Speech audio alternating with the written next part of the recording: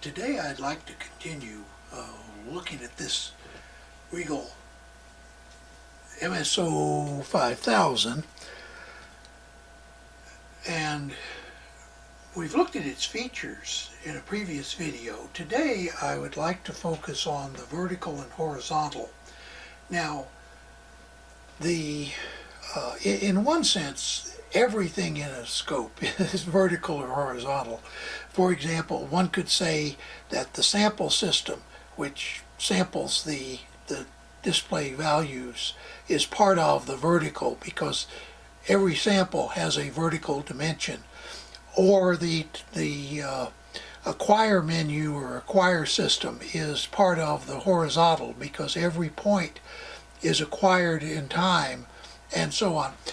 I'm going to focus just on the actual vertical and horizontal controls as they are labeled on the front panel.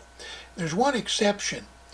The modes, the horizontal modes of this oscilloscope are actually under the acquire menu. So let me go over here and hit the acquire, and you'll see here it shows the time-based mode.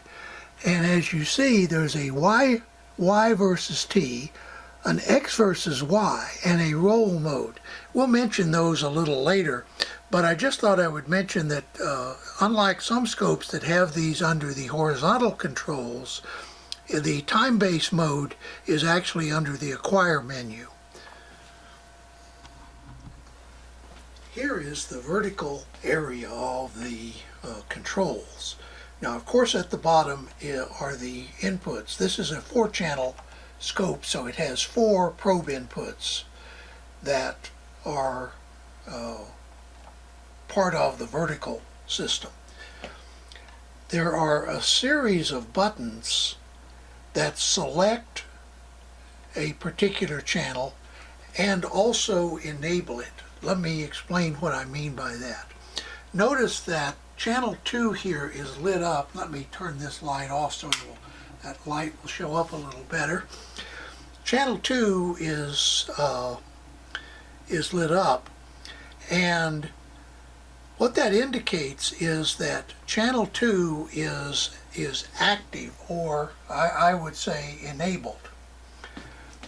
If I press it, you notice that the channel 2 menu comes up on the display and allows you to select things like coupling, bandwidth limit,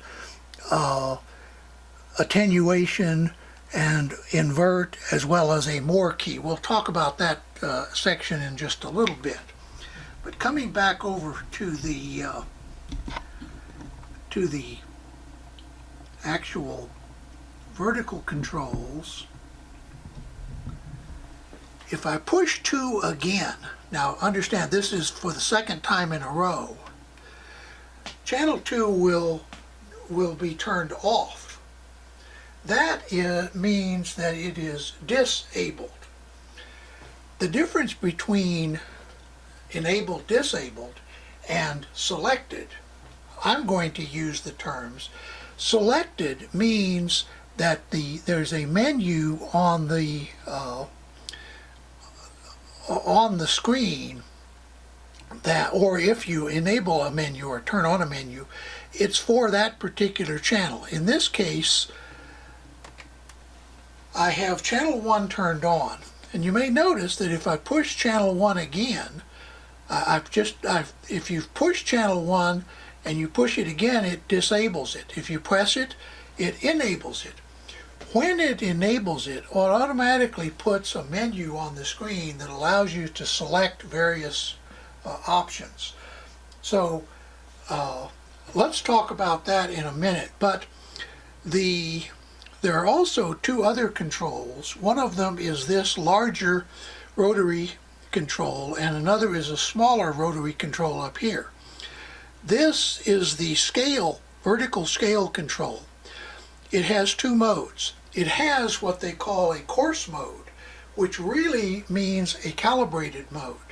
And we'll show this in a little bit on the screen. But If you want to switch between the calibrated or coarse mode and the fine mode, which allows you to move the scales per division out of the calibrated range, but gives you much finer control over their the volts per division, then you just press this key and it will go into fine mode. If you press it again, it goes back into coarse mode.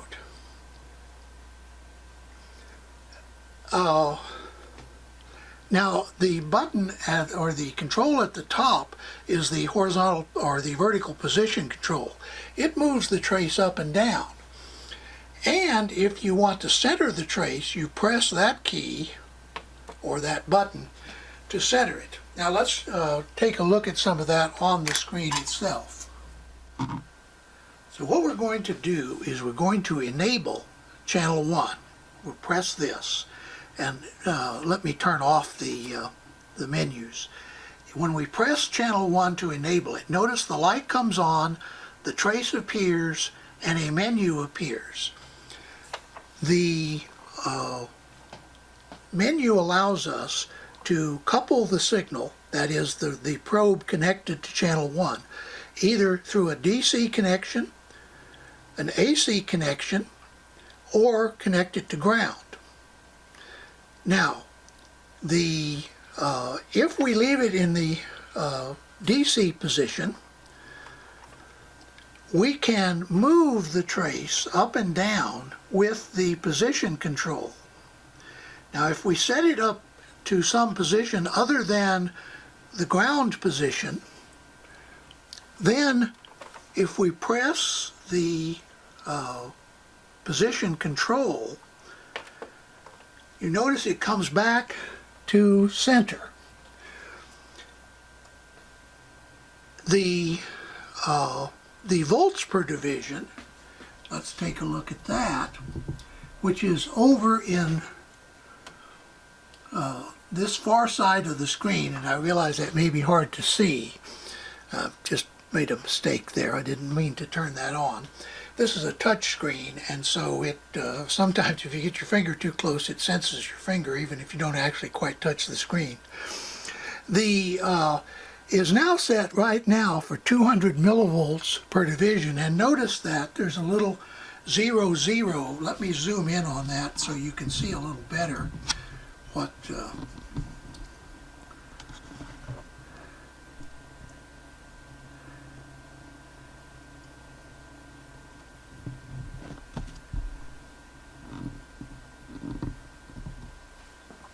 Now, I'm going to turn the scale control, and notice that it goes to 100 millivolts in one direction and 500 millivolts in the other. We can set it to 1 volt. I keep overshooting, turning the thing more than one click. 2, 5, and that is the coarse controls. In other words, it adjusts the vertical sensitivity in increments of 1, 2, and 5. If I press the scale button, it shifts us into fine mode. Now notice over here that it's allowing us to adjust the volts per division in much finer increments. Then if I press the scale key again, now we're back in coarse mode, but until we rotate the scale, the vertical scale control, it will remain at the setting it had before. But the first time we change it, it will go back to a 125 setting. So those are the scale and position controls. Let's now look at the menu for the vertical channel. I'm now going to tap the channel 1 enable again, and remember that turns it off, because the last key I touched was that one, or the last key I pressed. So if the last key you pressed is the same channel and you press it for what is in effect a second time, it toggles the enable disable. So I'm going to have to press it one more time to re-enable channel 1. And now we have the menu. We've previously talked about coupling. Let's talk about bandwidth limit. Now, bandwidth limit is this next one. And on this oscilloscope, this model, because it is only a 70 megahertz model, the bandwidth limit is only 20 megahertz. If this were, for example, a 350 megahertz model, then it would also have a 100 and 200 megahertz setting for the bandwidth. Attenuation sets the probe attenuation. I have a 10x probe connected, but if you either put a 1x probe on or switch the switch on the probe itself to 1x, then you need to reset this to, and we use the multifunction knob for that. We'll talk about the multifunction knob here in a second. You see, that's 1x, but 10x is where I want it, and I'm going to now press the multifunction knob to lock that in. There's also an invert function, which simply inverts the signal. That is, what was positive is now negative, and what was negative is now positive. There's also a more key that allows you to set the units. Notice it can be either in volts, as it is now, or it can be in U, which is the European unit for volts, amps, or watts. Now, if you are using a math function, for example, that we'll talk about much later in all of this, you can multiply voltage times current to get wattage, in which case you would want to set this to read out in watts.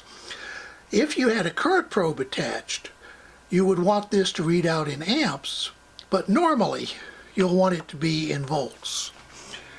There is now an offset, and what I'm going to do is move the position control, and notice the offset shows you how far the channel 1's trace is from ground. Now notice when I press the offset key, or the vertical position key, it comes back to 0. The next one is skew. We won't talk about that today, but when we talk about using 2 or more probes, especially different probes, like a current probe and a voltage probe, a current probe on one channel and a voltage probe on the other, one of the important things is, if you want to keep the time relationship, you need to adjust the skew. As I say, we won't show that today. Then there is an offset cal position. Now, I should point out that you should self-calibrate your oscilloscope. Also make sure it has the latest firmware updates. However, let's suppose you have done the self-calibration, and I just recently did this. I just did a self-cal on this yesterday. But you still notice that one of the channels is a little bit off of 0. You can apply an offset calibration here to that channel that allows the that allows you to zero the ground position, or the 0 volts position, exactly. You can also, there's also an expand function, and what they're talking about there is, when you expand a trace, does it expand around 0, or does it expand around the center of the trace? We'll show this in just a second with a signal applied, and I think it'll be more intuitive then. And finally, you can label each channel. There's a whole library of predefined labels, or you can choose to type a particular label using the keyboard. I won't show you about that. You can read about that in the manual if you're interested. Generally, most people find what they need in the library, but if you don't, there is a way to enter your own custom label. Okay, now let's apply a signal to the vertical and take a look at how some of these controls interact with that. Now I have applied the test signal that is present on the lower right hand corner of the panel used for compensating your probes. And I discussed probe compensation in a previous video, so we won't do that again now, but just always make sure that you're getting nice square edges on this compensation signal. And anytime you change probes, you should recalibrate or at least recheck the compensation. Notice that we're set to 500 millivolts with an offset of minus 1.48 volts. I'm going to press the center key, and you notice that the signal jumps up to 0 volts. Let me move just a little bit to the left there so you can see the 0 volts designation. Trying to keep as much on the screen as I can here. You may notice right here it says 0 volts, and this is the baseline, but now the trace is off the screen. So of course what we're going to do is go over here and adjust the scale button to 1 volt per division, and now you see the base is at 0 volts. Seem to have somehow moved the camera again. There we are. The base is at 0 volts and the top is at 3 volts. Notice this says 2 volts and up here it says 4 volts. I should probably point from this side in the camera. There's 4 volts up there, there's 2 volts there, and the top is at the 3 volt level. This is a 3 volt peak to peak, and the baseline is now set at 0. Now I have the calibration signal, the compensation signal if you want to call it that, on the screen.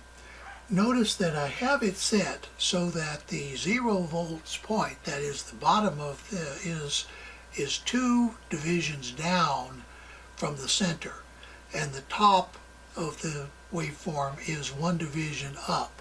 So this is now 3 volts and this is now 0 volts. Now watch what happens when I change the scale. I'm in the coarse or calibrated mode. Notice that what happened is the trace expanded around the 1.5 volt point, which is the center of this waveform. Let me go back. And then again. Now let's go back to that position before, and I'm going to be using the mouse so that I don't have to get in the way of the camera. Notice that the expand is set to center. I'm going to change that to ground.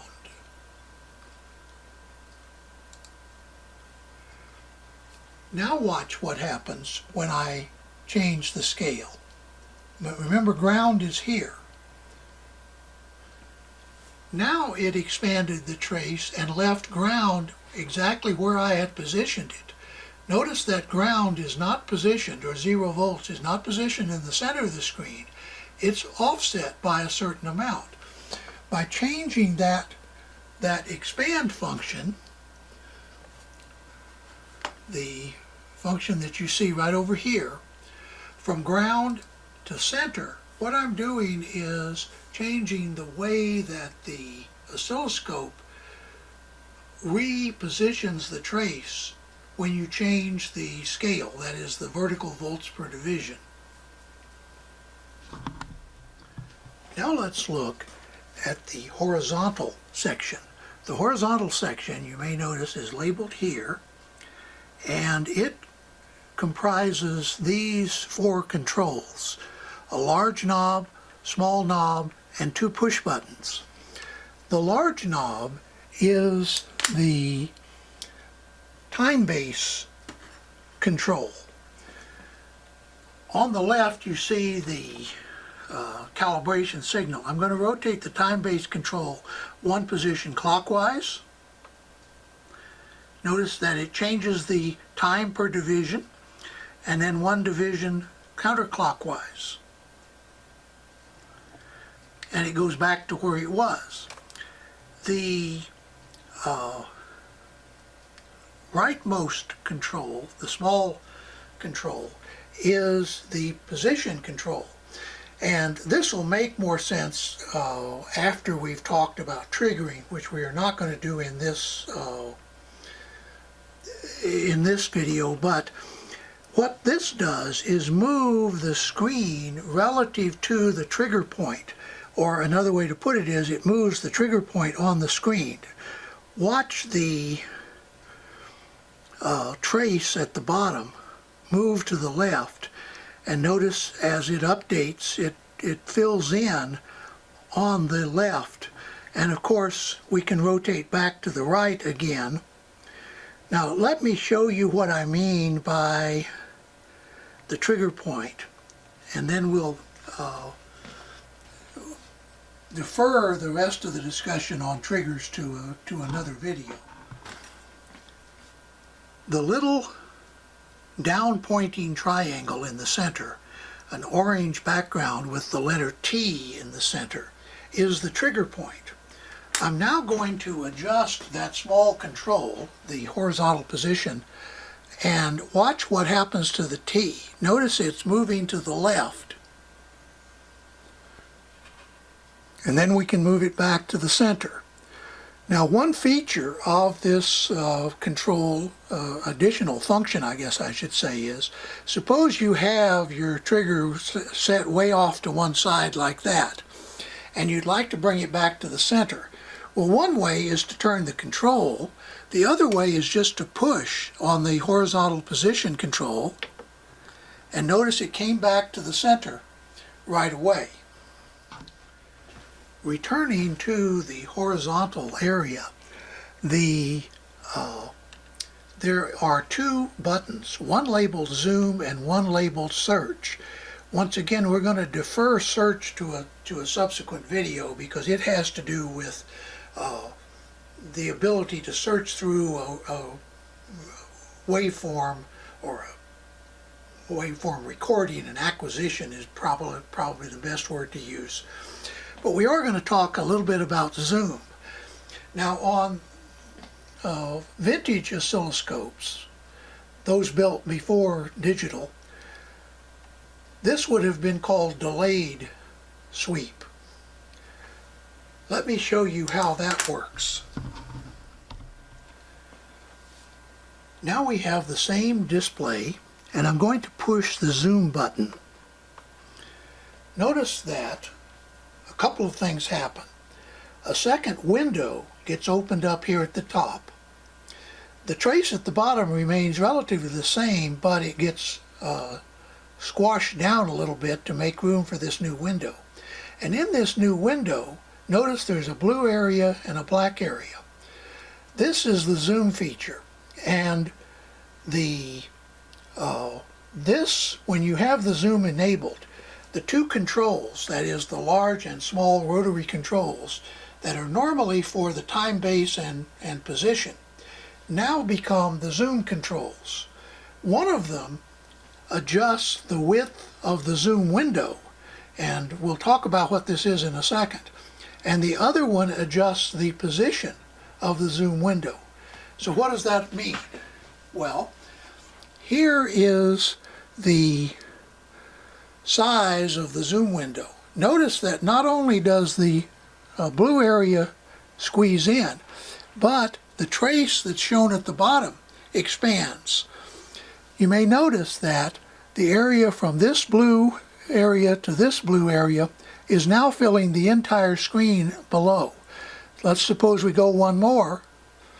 Now we are simply looking at one cycle of the waveform. We are zoomed into one cycle. Let's suppose we want to go look at that cycle.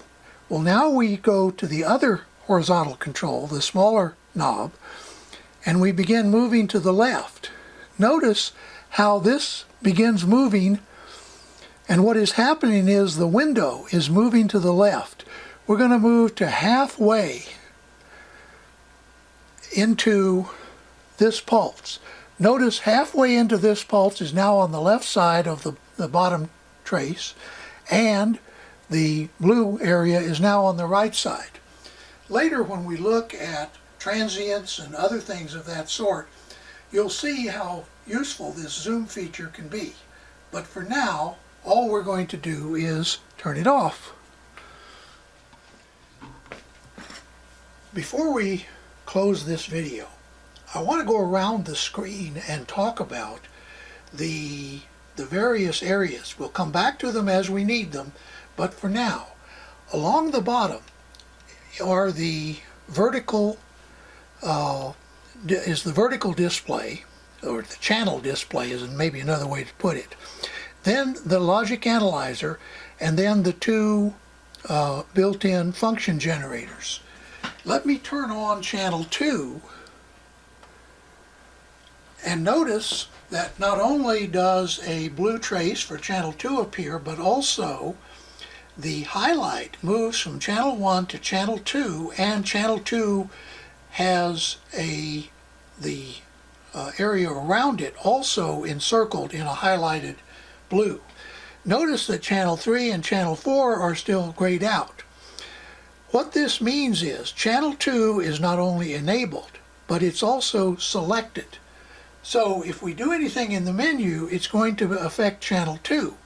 If I now press channel 1, notice that channel 2 is still displayed. The 2 is still lit up, but the encircling highlight and the backlight of the channel have switched back to channel 1. Now channel 1 is selected, but channel 2 as well as 1 are still enabled.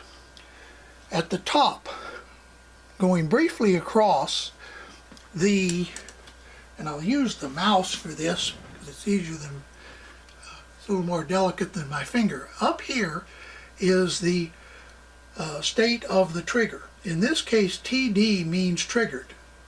And what that means is the scope believes that it has that it is displaying the waveform in a stable manner, that it has a trigger. Then is the horizontal. If I click on horizontal, notice that the menu on the other side comes up and allows us to set various things such as the time-based mode, the acquisition mode, the memory depth, and so on. We won't talk about that today. But next to that is the time per division. In this case, it is 1 millisecond per division. And then above that is the sample rate, which is 2 gigasamples per second. Now you say, why is it 2? I thought this was an 8 gigasample. And it is. We're going to turn off channel 2. Notice that, and I'm going to increase the time base. And you notice we're now sampling at 4 gigasamples per second. I'm sorry, at 8 gigasamples per second. We'll go to a next smaller time base, Still 8. Next smaller, and we go to 4.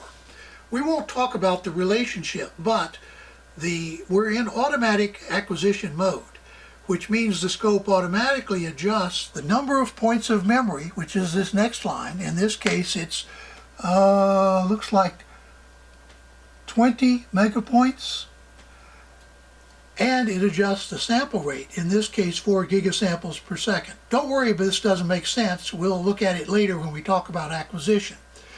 Then the measure is the next one, and if you tap on that, you get this window of measurements you can do. You can set up a period measurement, a frequency measurement, a rise time measurement, a fall time, and so on. Once again, we'll talk about those later. The next is stop run. Once again, we'll talk about that later, but if I click on that or touch it with my finger, the scope stops. What that means is it freezes in the current acquisition. In other words, whatever is in memory stays in memory, but nothing new goes in.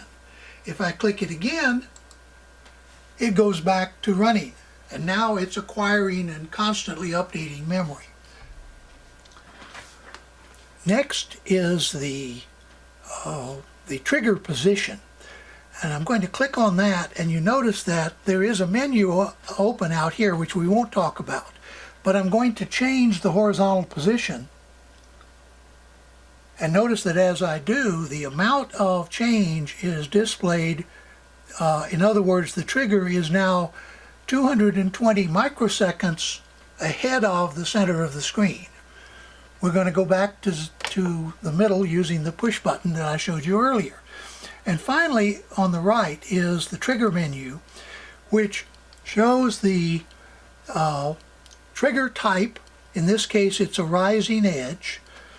Which channel is being used for trigger? In this case, you probably can't read it, but it's channel 1.